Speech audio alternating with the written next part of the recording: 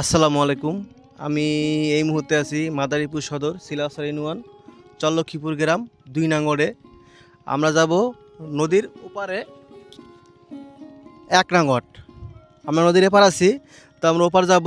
ওপারের যেই প্রাকৃতিক দৃশ্য আছে ওইগুলো আজকে আমার ড্রোনের মাধ্যমে আমি তুলে ধরবো। তো আমরা ওপারে যাব খেওয়া দিয়ে। তো নিজের খাওয়া নিজেই বাইতে হবে, এখানে কোনো মাঝি নেই। শুধু আমরা অপেক্ষা করতেছি না, আমাদের এখানে আরও লোক আছে, তারাও অপেক্ষা করতেছে। খেওয়া নদীর ওপারে গেছে, তো খেওয়া ঘাটের কোনো মাঝি নাই। ওপার থেকে কেউ যদি এই পারে আসে তাহলে আমরা ওপারে যাইতে পারবো। এখন ওপার থেকে এই পারে আসলে পর আমরা ওপার যাব। ওই যে নৌকা আইতাছে, তো আসলে আমরা ওপার যাব। অবশেষে আমরা নৌকায় উঠে পড়লাম।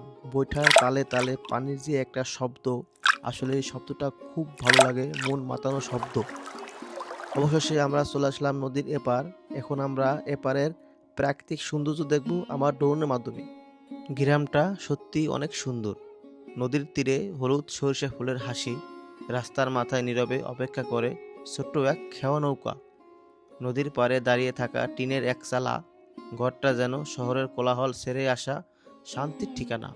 এখানে আছে বাতাস, আছে মাটির গন্ধ, আর প্রতিটা দৃশ্যে লুকিয়ে আছে জীবনের সরল গল্প।